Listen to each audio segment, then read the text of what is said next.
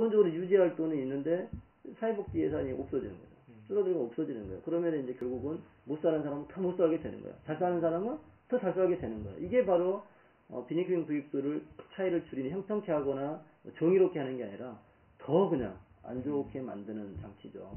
물론 이제 정부에서는 뭐 이렇게 해놓으면 얼마라도 떨어지지 않겠냐 부스러기가 이렇게 생각할지 모르지만 그 부스러기 얼마를 위해서 이런 시스템 자체를 바꾸어 버린 거는 대단히 큰 실수라고 저는 개인적으로 보는 거죠.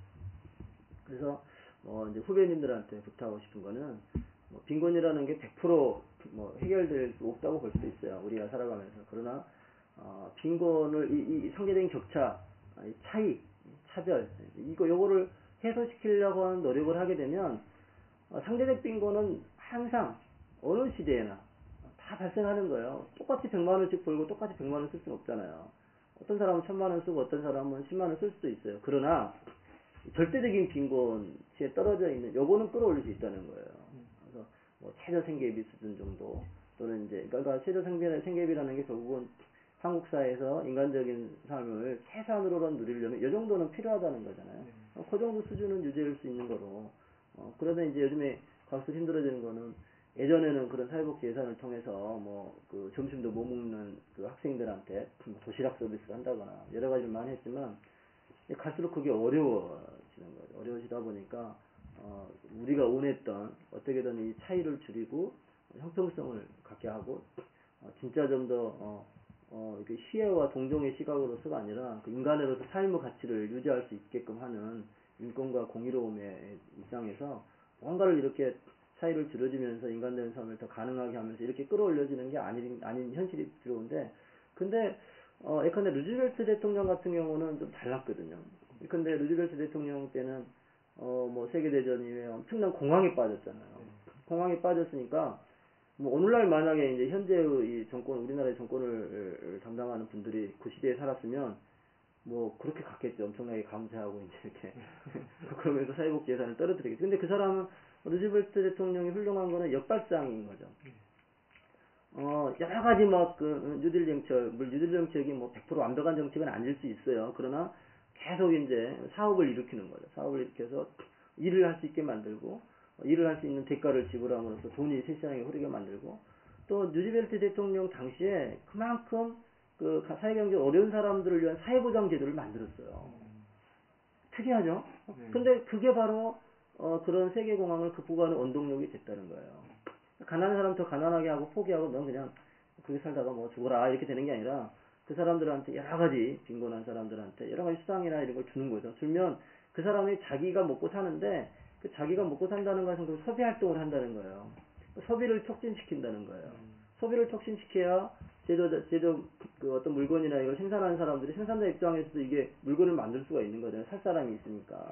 그래서 전체적으로 공급이 가잉돼 가지고 폭삭 망해서 많은 제조업들이 망하게 되고 사람들이 힘든 상태에서 소비력을 촉진시켜주고 사회 여러 가지 뉴딜 정책을 통해서 생산할 수 있는 그를 통해서 소득을 얻을 수 있는 시스템을 만들어주니까 이 사람들이 그 사회에 있어서 한 단계 극복, 소비를 통한 극복을 가능하게 하고 소비가 늘어나니까 공급도 다시 늘어날 수 있게 되고 그래서 사회가 이제 원만한 상태로 갔죠. 그래서 이게 상당히 저는 좋은 모델이라고 봐요. 사회경제적으로 어려울 때 우리 지금 금융위기라고 하는데 금융위기의 상황에 이 정책적인 정책을 결정하는 사람이 어떤 마인드를 가질 것인가. 어려우니까 감세를 해가지고 부자들한테 여유자금을 줘서 부자들이 소비하게 만들고 가난한 사람도 어렵게 만들 것인가. 아니면 오히려 부자들이 자기의 사회적 책임을 더 하게 하고 국가는 여러 가지 사회적으로 좀 이렇게 일자리를 만들어가지고 일하게 만들고 그래서 전체적으로 소비를 늘리게끔. 그러니까 이게 저소득층 같은 경우는 소득이 다 작기 때문에 자기 소득의 대부분을 쓸 수밖에 없어요. 소비할 수밖에 없어요. 고소득층은 경제가 어렵든 어쨌든 간에 상대적으로 부를 많이 갖고 있기 때문에 그냥 쓰던 만큼밖에 못 써요. 그러니까 그 소비를 늘린다고 하는 측면에서는 오히려 저소득층한테 많은 재화 영역이 가면 거기서 오히려 소비가 촉진될 수 있다고 저는 개인적으로 생각을 하는데 경제학적으로야 논란이 많겠지만 하여튼 제가 생각하는 것은 여러분들이 빈곤이라고 하는 거 옛날식으로 나라님도 어떻게 할 수가 없고 그러니 힘도 불가능한 거 아니냐 이렇게 생각하는데 절대적인 빈곤의 시대는 이미 지났다고 보고, 그런데 왜 세대생기비 미만으로 사는 사람들이 늘어날 것인가? 그거는 결국은 형평케 하려고 하는 생각, 함께 우리가 법적으로, 제도적으로 또는 우리 인식 속에서 형평케 하려는 생각이 적기 때문이 아닌가.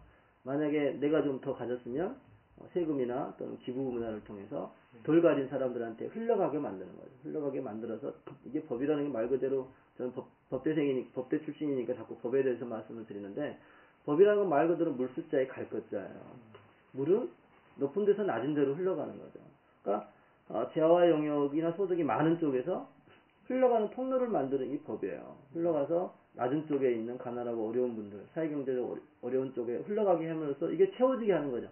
채워지면 이 사람 걸 뺏어다 그렇게 한다는 게 아니라, 아까 말씀드린 것처럼 국가적인 합법적인 시스템을 통해서 또는 개인적인 기부 문화를 통해서 끌어올려주는 거죠. 끌어올려가지고 형평케 한다. 이게 이제 인간의 아름다운 선의 가치가 실현되는 것이다. 그렇게 되면 우리가 생각하는 상대적인 뭐 불평등이라는 건, 그거는 인간이 살아있는 한, 인간이 나는 극복이 안 돼요. 뭐 월급 100만 원 받는 사람과 90만 원 사람도 10만 원 때문에 싸울 수 있고, 1000만 원과 100만 원도 당연히 900만 원 때 싸울 수 있죠. 그런 거는 뭐 어쩔 수 없는 거죠. 그러나 상대적인 불평등 자체가 아예 없을 수는 없죠. 그러나 일정 수준으로 함께 살아갈 수 있는 세상, 더불어 살아간다는 게 그런 거잖아요. 그래서 학교에서도 가난한 사람의 아들과 부유한 사람의 아들이 교육에 있어서만큼은 똑같이 좀 배워요. 그래야 이제 가난한 사람도 나중에 부유해질 수 있는 근거를 만들 수 있는 거죠. 그러나 이제 교육에서부터 차별이 생기면 가난한 사람은 역시 또 못 배우고, 못 배웠으니까 또 역시 저소득층으로 떨어져야 되고, 부자인 사람은 그들은 있는 재산도 많은데 거기다 또 열심히 돈 많이 벌 수 있는 사람으로 올라가 버리면 이 아버지 때보다 자식 때에 훨씬 더 큰 격차를 가져게 된다는 거예요. 그래서 뭐 빈익빈 부익부가 되고, 빈곤의 문제는 또 사회에서 어떤 문제가 생기냐면, 빈곤하게 살게 되면 자포자기하게 되잖아요. 예컨대 지난번에 이제 노년동 고시원 사건처럼 힘이 없으니까 자기보다 더 힘없는 사람을 방아에서 찔러 죽이는 사태가 오잖아요. 사회적인 불안이 와요. 그러면 이제 어떻게 되느냐? 뭐 부자가 이 가난한 사람이 가난하게 되는데 직접적인 책임이 있는 건 아니겠지만, 결국은 이 하살이 어디로 가냐면 또 부유층한테 또 가게 돼 있어요. 그러니까 왜 너는, 난 열심히 하려고 하는데 나는 못 사니 너는 부모한테 물려받은 재산으로 저렇게 호화호식 하느냐, 이런 불만이 또 발생하게 돼요. 물론 그런 사태가 오지 말아야 되겠지만, 그러면 이제 소득 격차 때문에 사회적인 혼란이 오게 되고, 사회적인 혼란이 오게 되면 또 역시 사회경제적 전체적인 침체 상황에 빠지게 되는 거죠. 그래서 이제 미국 같은 경우는 총기를 소지할 수 있게 되고, 총기 소지하니까 많은 사람이 죽게 되잖아요. 그게 뭐 자기를 보호하기 위한 수단이든 뭐 범죄를 저지른 수단인 간에, 또 총기를 생산하는 업자를 보호하기 위해서 역시 총을 더 많은 사람이 갖게 해야 되고, 막 이런 문제가 생기는 거죠. 그래서 제 생각에는 여러분들이 빈곤이라고 하는 문제, 21세기에 아마 가장 제가 생각할 때는, 저도 이제 결국은 빈곤의 문제에 관심을 가질 수밖에 없는 상황으로 갈 것 같은데, 빈곤의 문제는 가장 핵심적인 테마일 수 있고, 또 인권과 정의, 또 사회과학적 측면에서 함께 살아가는 인간다운 삶을 원하는 사람들이라면 결국은 빈곤의 문제를 뭔가 해결하고 하지 않으면 안 되는 상황이 오는데, 빈곤에 대해서 너무 추상적으로 생각하시기보다는 상대적인 불평등은 뭐 어쩔 수 없는 거지만, 최대 성기비 이상으로 모든 사람들이 살아가게 할 수 있다. 그럴 재화의 총량도 충분히, 부의 총량도 그 정도 되고, 우리가 좀 법과 제도 또는 우리의 인식을 좀 바꾸면 충분히 가능한 사회가 온다. 그것이 꼭 북유럽만 가능한 게 아니고 우리나라도 그게 가능한 사회가 오는데, 그걸 어떻게 할 수 있냐? 아까 제가 말씀드린 대표적인 두 가지라고 하는 거죠.